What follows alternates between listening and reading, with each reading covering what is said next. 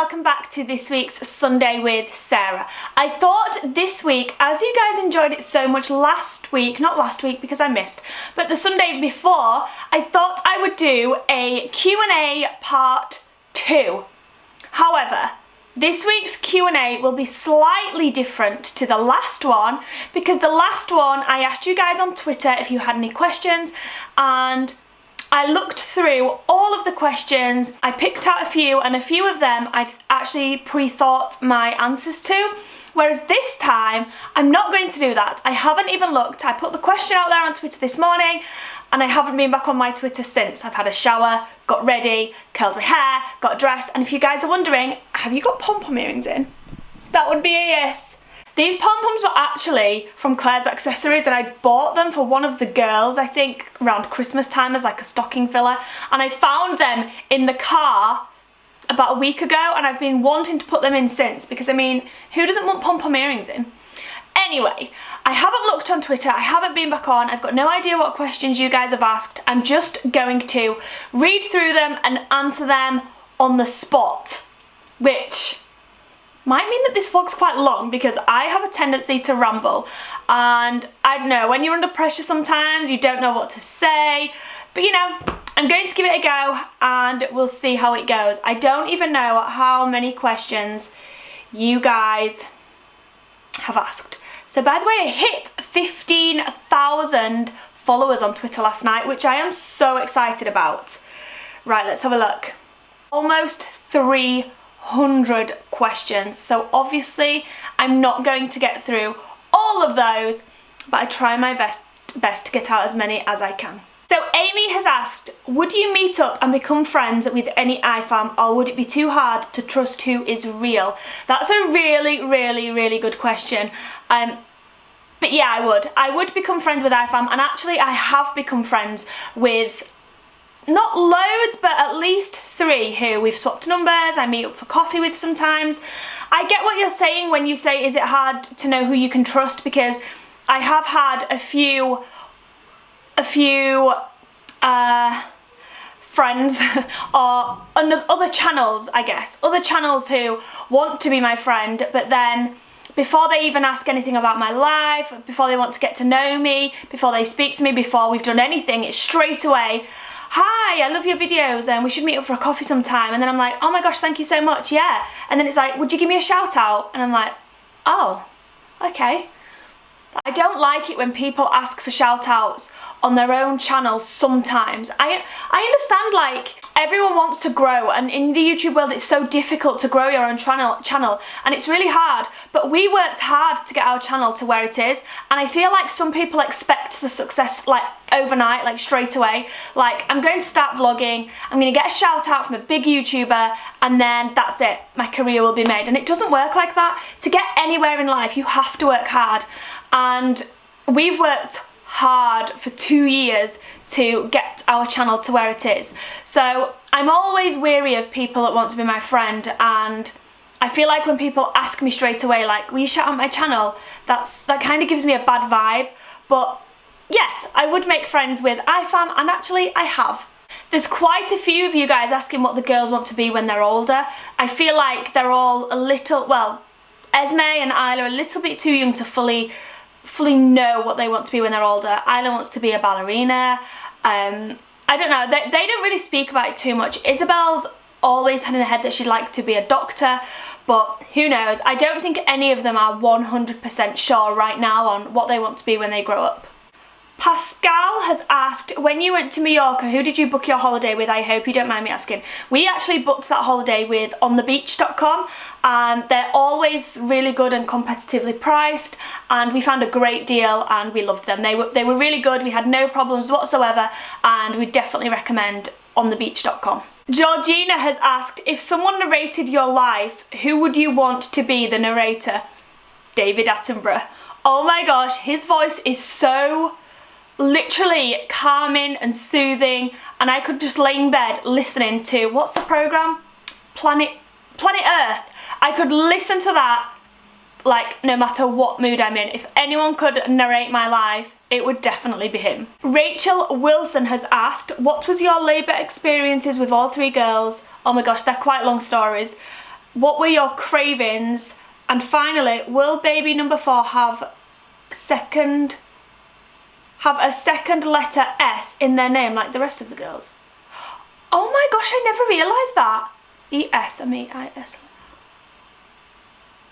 I've never ever realised that the second, I don't even know why because it's obvious, but I've never realised that the second letter of all 3 girls' names is S.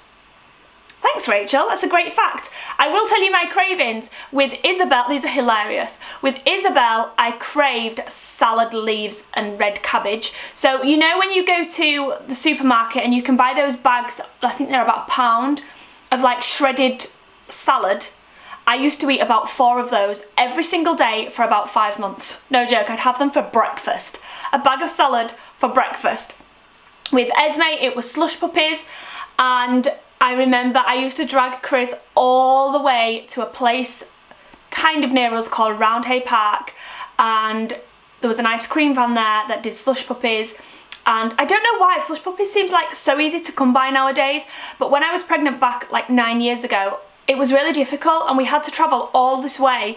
It's about half an hour away to an ice cream van and sit in the car park so I could have slush puppies. And then with Isla, this was a serious craving. Ice cubes. Actual, just ice cubes. And I bought like loads of ice cube trays and I used to fill them up with water, put them in the freezer, and then I'd sit there all day long crunching on these ice cubes, and I loved them. I loved them so much, and they used to taste even better if they had like air bubbles in them. Oh my gosh. I'm thinking back to that craving now. Oh my gosh. I got admitted to hospital with Isla, and I think I spent about a week in hospital when I was pregnant, and I can remember saying to the nurse, I don't want food, don't want water, I need ice cubes, and she'd keep bringing me like big jugs of ice cubes. So funny. Yeah, really healthy, but yeah, I still managed to put on like 3 stone or something with the girls. Oh no, someone's posted that hilarious video. Guys. But we never actually got the chance. But we never actually got the chance. Oh my gosh, that's so funny. I literally can't watch that. I can't watch it without laughing. Although I think you guys are probably getting pretty fed up of it right by now. I can't help it. It's the best thing I've ever seen. Right. Just._me has asked, would you ever consider getting any other animals? No, not right now. I feel like we've got Prinny, and although one part of me really would love like a companion for Prinny and another dog that she could just play with and run around with, I just don't think it would be fair with the amount that we travel. Like, we're so lucky in the respect that Prinny has 2 homes. Like, she spends a lot of her weekends at Chris's mum and dad's house. If we ever go away, she goes to Chris's mum and dad's house, and she loves it there. We don't feel like we're ever leaving her or abandoning her or anything like that, because she's so used to being at Chris's mum and dad's, and she loves Coco so much that literally when we get there, it's not like she's on a downer or she's, you know, skulking around. She jumps out the car and she's off and she runs and she loves it. So I feel like we're quite lucky that Prinny's got that, and we can go on holidays because we love to travel and things like that, and we know Prinny's well looked after and she's well comfortable in that surrounding. But I feel like if we were to get another dog, it would kind of be unfair to Chris's mum and dad to be like, hey, I know you've got your dog, but can you have Prinny and also this other dog too? It'd be kind of a handful. So right now, whilst we're travelling so much and going out and busy and things, we wouldn't get another dog at the moment, and we wouldn't get any other pet or animal for that exact same reason. Jessica Yates has asked, would you ever want Prinny to have puppies? No, definitely not. We didn't buy Prinny to breed her, and we knew straight away that we'd never ever want her to have puppies because we wouldn't want to keep any of them, and I just feel like it's an unnecessary thing for her to have to do if we weren't keeping the puppies, if that makes sense. So she's actually going to be spayed. Is it spay or spade? You know what I mean. She's going to be made so that she can't have puppies in the next month or so. So Alyssa has asked, can you give us a clue where you are going in Easter half term, as I am so keen to know. I can't wait for them vlogs. That's a bit of a cheeky question. Let's think of a clue. Right. you guys probably will be so excited, like just as excited as we are. We're not staying in the UK, we are flying. It's going to be hot. And it's not Mallorca. That's all I'm saying. That's all I'm saying. They're your clues. But it's going to be amazing. We honestly can't wait. It's going to be so much fun. Ellie has asked, would you call yourself a relaxed parent or a strict one? You're really nice though. Thank you, Ellie. I've never really thought too much about that actually. I'd probably say relaxed. I feel like I'm quite a relaxed parent. I do have rules and like I am quite strict with certain things, and when I'm strict with something I don't let that go. Like they're my rule and that's that. But I think I'm quite relaxed. Like, yeah, I'd say a relaxed parent. I don't know, you guys probably know better than me. What would you guys say? Would you guys say I was strict or would you say I was relaxed? Vibrant_Inghams, what was the longest flight you have ever been on in your whole life? Probably Florida. I think the only really long haul destinations we've been to Egypt, but I think that's classed as mid-haul. We've been to Cuba, I think that was 8 hours. I think it's Florida, that was 9 hours. So that was our longest flight we've ever been on. So Libby has asked, when you are old, what memories will you hopefully tell your grandchildren? Oh, that's a tricky one. Memories, all of our travel memories. I hope to be able to tell our grandchildren that we went on many travels and visited many different cultures and countries, and yeah, travel memories for sure. And then she's also asked, what weird food combinations do you really enjoy? I don't know if this is weird. Chris is probably more like weird than me because he has tomato ketchup on everything, like literally everything. But one that I got Chris into that I love so much, it's so unhealthy, like literally so bad, but I used to have it at school and we sometimes have it as a treat now because there's a sandwich shop just up the road that actually sells these. But it's a chip, cheese and salad cream sandwich. If you haven't tried this yet, I promise you it's a life changer. A game changer. It's so good. Chips, cheese and salad cream. Oh my gosh, it's made me really fancy one right now. I feel like I've been filming for absolutely ages, so I'm going to only answer one more question. And it's from Martina, and she has asked, what advice would you give someone who wants to start a vlogging channel but lacks in confidence and is scared of people judging them for doing it? This is a great question and one we get asked all the time, like in comments, in email, private message. We get asked this so much, and I'm not like experienced or anything like that in giving this advice. I'm just giving you my personal own opinion, and that is that you cannot please everyone in this world. Trust me, in our first 6 months to a year of vlogging, we tried so hard to keep everyone happy. And when we received a comment saying, I don't like this, you need to start doing this, we'd change. We'd change and we'd start doing that. And then someone else would say, why have you changed and started doing that? You should just go back to doing this. And so we'd go back to doing that. And it was just this vicious cycle of us constantly like stressing ourselves out that we weren't doing what everyone wanted. And it turned out to really affect how much we enjoyed doing YouTube. And we started to question, like, why are we even doing this? Like, we're so worried and we're so stressed. And in the end, we just said we either do it our way, how we want to do it, or we don't do it at all, because we can't go through life being unhappy in what we're doing.